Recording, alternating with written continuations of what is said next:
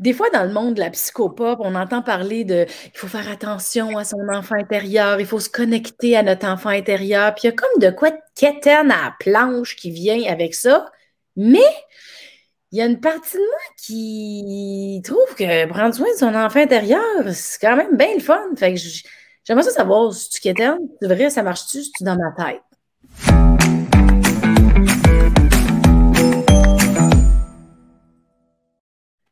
Salut, docteur Geneviève Beaulieu-Pelletier. Merci d'avoir accepté de faire un autre le Quickie de la psy aujourd'hui avec Mélanie Consulte. On va parler de l'enfant intérieur. Oh. C'est-tu quétaine?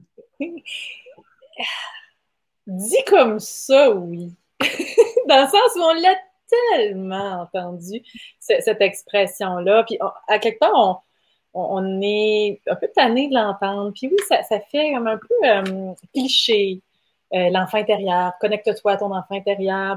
Mais je pense que c'est beaucoup dans la façon qu'on en a parlé. Puis que des fois, quand un concept devient très popularisé, on Hmm. l'entend tellement à toutes les sauces, puis un peu trop par moment. Mais si on se ramène vraiment à l'enfant en soi, là, je pense qu'on peut le comprendre comme un concept très intéressant.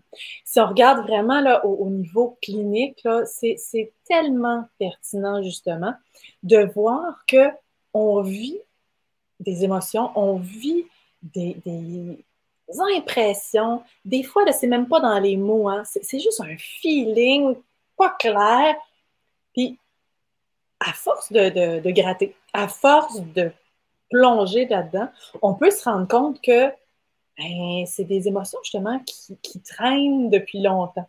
Des émotions qui sont là, un vécu qui est là depuis l'enfance, dans ce qu'on a emmagasiné, dans nos souvenirs, puis que c'est encore très actif en nous.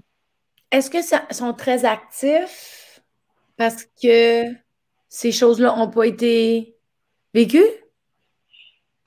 Je dirais parce qu'elles n'ont pas été réellement intégrées en soi. Bien souvent, elles ne sont pas nécessairement cohérentes avec notre côté plus authentique. On a de la difficulté à en faire sens. Donc, par exemple, si là, j'ai vécu des grandes frustrations enfant, puis que j'avais pas la place pour exprimer ça. Puis des fois, là, je savais peut-être même pas, là, j'étais peut-être même pas conscient vraiment de c'était quoi exactement qui me frustrait, qui me mettait en colère. Tu sais, mais on peut avoir emmagasiné beaucoup. Ça vient à faire partie de nos souvenirs. Mais quand je suis rendue adulte, là, ça ne veut pas dire que c'est plus là. Je le porte, mais par moment, quand on tend l'oreille justement à cet enfant-là, enfant intérieur, ce qu'on veut dire, c'est à ce que tu portes en toi depuis longtemps. Hmm. En clinique, c'est quelque chose qu'on voit souvent justement parce que à certains moments en thérapie, on touche à des zones sensibles, des zones très délicates émotionnellement. Des fois, là, ça va se passer, comme je dis, même pas dans les mots.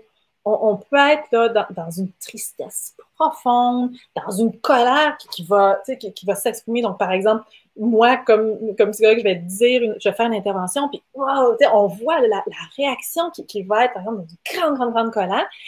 Et on peut voir après que, ben, on ne s'adresse pas tant à l'adulte en ce moment. Oui, on s'adresse à l'adulte, mais on s'adresse surtout en ce moment à la partie enfant, à la partie qui porte parfois des souvenirs douloureux, des moments, des vécus, des expériences qui n'ont justement pas été intégrés, qui ne font pas sens pour l'adulte aujourd'hui. Donc, si par exemple, j'ai quelqu'un qui a accumulé beaucoup de frustration, mais qui n'a jamais pu l'exprimer, puis que là, on laisse de la place à ces souvenirs-là, justement, à ce vécu de colère-là, on peut voir ça sort, ça sort, ça sort. Mais l'adulte à qui on parle, il s'est peut-être formé une personnalité très contenue, qui ne va pas exprimer justement d'agressivité, pas de colère, mais derrière, ça bouillonne. Alors, quand on parle d'enfant intérieur, on s'adresse à la partie enfant. Ça veut juste dire à ce que je garde de mon passé et qui est encore actif aujourd'hui. Donc, c'est très puissant. Je me rappelle une fois en thérapie, je disais À ma thérapeute de l'époque, que je m'ennuyais vraiment. Ma mère est décédée, ça fait 12 ans. Puis je disais à ma thérapeute que je m'ennuyais que de moi quand j'étais petite et que ma mère, elle me berçait quand j'étais petite. Puis, mais que ça me manquait beaucoup, tu sais, à travers le deuil, des fois, il y a comme des moments où il y a des périodes dans la vie où c'est plus dur. Puis elle m'avait dit, ben berce-toi, tu sais. Mm. J'étais comme, quoi? Puis elle m'avait dit, fais-le. Essaye. Mais mettons, on commence par 1, 2 minutes. Écoute, c'était rendu, je me berçais une demi-heure. J'ai pas de chasse berçante, mais tu sais, je m'assoyais par terre. Puis elle me disait, prends un bébé ou tu sais, essaie de t'imaginer, toi, à tel âge. Puis, tu sais, juste le fait de prendre le moment de, hey, pour de vrai, j'ai dû me bercer hey, pendant 2 mois et quelques tous les jours Mm. Mm. pendant cette période-là parce que ça me faisait sentir connectée avec mon enfant intérieur qui avait besoin de se faire bercer. Puis en même temps, ça me faisait être connectée avec ma mère. Mm. Tu sais, même si c'était moi qui me berçais. En tout cas, c'était comme si j'arrivais à toucher à deux choses en même temps. Puis à un moment donné, j'ai senti que je m'étais assez bercée. Mm. Ouais. Tu sais, comme mon enfant intérieur était comme, ouh, merci, j'avais besoin. C'est comme ça a fini de même, tu sais. Mais à quelque part, c'est dans ça, là, ce que tu décris, c'est que tu as été capable finalement autant d'être dans l'enfant que dans l'adulte qui apprend à prendre soin de la partie blessée finalement, la Mais, partie enfant blessé. mais fait que c'est ça, quand on dit se connecter à son enfant intérieur, c'est en tant qu'adulte, Oui. tu sais, d'aller recombler le besoin non comblé, mettons. Oui, mais ça commence par l'écouter. Ça commence par tendre l'oreille à qu'est-ce qui est vécu, justement. Puis, tu sais, juste le mouvement, je trouve ça intéressant l'exemple que tu donnes, parce que des fois, ça prend pas grand-chose pour réactiver nos souvenirs, justement. Fait que juste ce mouvement-là, à quelque part, il s'est inscrit, hein, ce côté de bercer. Puis, donc, c'est pas obligé de passer par ça. Mais si toi, c'est une façon qui te permet de, un, d'entrer en contact avec les émotions que tu as vécu avec ce deuil, cette perte, la tristesse rattachée, puis qu'en même temps, tu te sentais plus connecté avec ta mère, ben, c'est une façon qui est intéressante parce que ça vient réactiver en toi toute cette zone de autant de tristesse, mais que je dirais comment prendre soin aussi de toi à travers ça. Parce que tu as l'image de ta mère qui prend soin de toi là-dedans. Mais là, aujourd'hui, c'est comment je peux arriver à prendre soin de moi comme Mm, adulte. ouais. Mais tu vois, il y a plein d'affaires qui me pop là, pendant qu'on parle de ça. Tu sais, mettons, je sais que, mettons, j'avais fait un concours oratoire plus jeune. Puis, tu sais, je t'avais été bien nerveuse. Puis, tu sais, n'importe quel exemple. Je peux prendre n'importe quel exemple. On dirait que j'arrive à visualiser, tu sais, comme, mettons, me retourner à cet âge-là, puis dire, ça va bien aller. Tu sais, mettons que je fais une méditation, ça m'arrive d'aller me connecter à quelque chose du passé, puis on dirait que j'ai comme le goût de réconforter cette partie-là. Oui, oui. Puis pour la réconforter, il faut l'entendre. Alors, Mm. c'est très, très positif. Puis, tu sais, des fois, là, ça peut être autant, là, ça peut être justement une peur très intense, mettons, qui a été vécue Ouais. avant, justement, avant un exposé, par exemple, le fait d'avoir été rejeté ou ridiculisé. Donc, ça peut être de différents thèmes, je dirais, mais que on porte encore. Mais c'est ça. Fait que, mettons, quelqu'un qui a vécu beaucoup d'intimidation plus jeune à l'école, tu sais, on sait qu'au primaire, ça peut être hardcore un peu. Rendu adulte, tu sais, des fois, la blessure de rejet, elle peut s'éveiller, c'est des souvenirs qui sont comme, tu sais, toute l'intimidation à l'école, mais il y a une possibilité de se détendre, je sais pas s'il y a une technique, là, mais tu sais, comme moi, je me berçais, je me détendais, Ouh, mais comme d'aller à la rencontre de cette période-là dans notre vie, comme intérieurement, puis de dire, c'était tu sais, d'aller réconforter, d'aller parler à cette partie-là, c'est ça? ça peut, des fois, ça peut être juste de dire qu'est-ce qu'elle a envie. Tu sais, par exemple, je peux très bien dire à quelqu'un qu'est-ce qu'il a envie de dire. Hein? Mettons, cet enfant-là, là, mais tu sais, je dirais plus comme quand je m'adresse en fait à la partie plus enfant, je vais dire, mais OK, qu'est-ce que tu as envie de dire? Puis c'est là que tu peux avoir, tu sais, ça peut être autant de dire une espèce un cri de non, j'ai pas envie de ça, ou tu sais, tu sais, vraiment, c'est très chargé en fait. C'est très réactif. Ça peut être justement dans une grande colère, mais une grande tristesse ou une peur. Puis tu sais, tu peux voir là, juste dans l'expression comme non, non, je me sens vraiment tout seul, je peux pas y arriver, je peux pas y arriver. Mais on sait là, qu'on s'adresse à un adulte qui va peut-être avoir 50 ans, mais derrière la peur qui est là dans le visage, on sait qu'on est en train de parler d'une autre époque, mais qu'on porte cette époque-là. Et c'est normal. Et c'est justement en l'écoutant qu'on va être capable tranquillement, d'entendre, OK, c'est quoi cette peur-là? Là? Sors là. Comme on est dans un lieu sécure, parce que là, bon, par exemple, rendu à 50 ans, tu à un âge sécure pour, là, tu peux l'exprimer, puis il y a personne là, qui va te taper dessus puis te juger. Là, tu peux être tout seul chez vous puis l'écouter, là, cette partie-là. C'est ça, c'est que la peur, elle est réelle, elle est dans le passé, mais elle est encore habitée, puis des fois, adulte, cette peur-là va comme popper, puis on l'associe au moment présent quand elle l'est pas, c'est juste qu'on n'en a pas pris soin. Est-ce que je comprends tout ce que tu dis? Tout à fait. C'est qu'effectivement, si tu vis un rejet aujourd'hui, ça se peut que ce qui soit derrière, que ce soit un rejet pas si important, ou oui, ça peut l'être, mais peu importe. Mais c'est que ça vient réactiver des épisodes passés qui n'ont pas été élaborés, qui ont juste été contenus pendant toutes ces années-là, mais que oui, qui vont, par exemple, être dans des situations de grands rejets qui ont été blessants. Alors, ce qu'on veut, c'est être capable de toucher à cette blessure-là, parce que sinon, je vais continuer à la porter encore. Mais je comprends que ça éveille une blessure, je comprends que ça éveille aussi le moment où le souvenir a été imprégné, donc automatiquement l'enfant intérieur.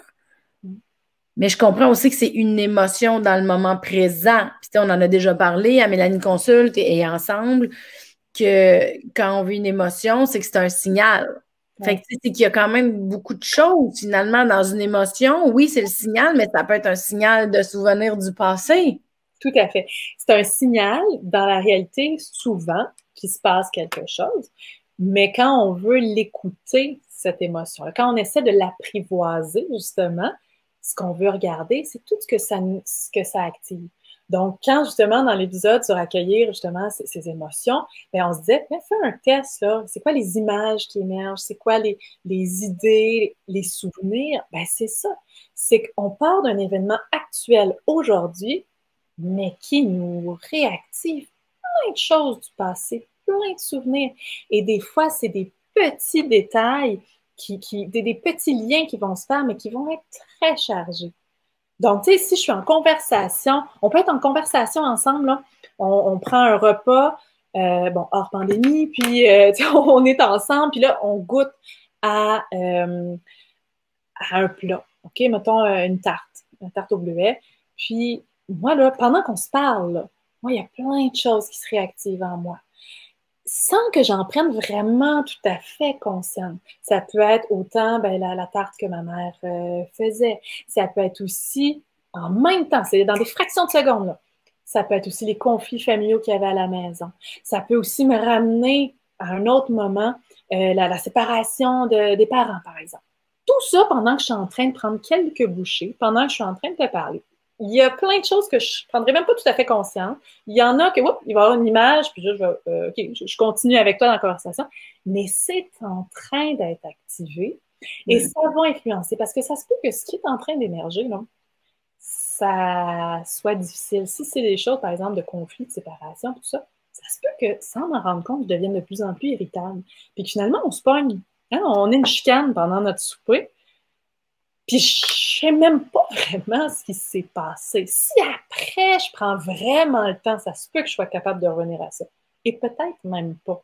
Alors, c'est pour dire à quel point, justement, ce qu'on porte en nous comme souvenir, c'est des épisodes de vie, hein, finalement, que j'emmagasine et qui influencent chacun des moments que j'ai au quotidien.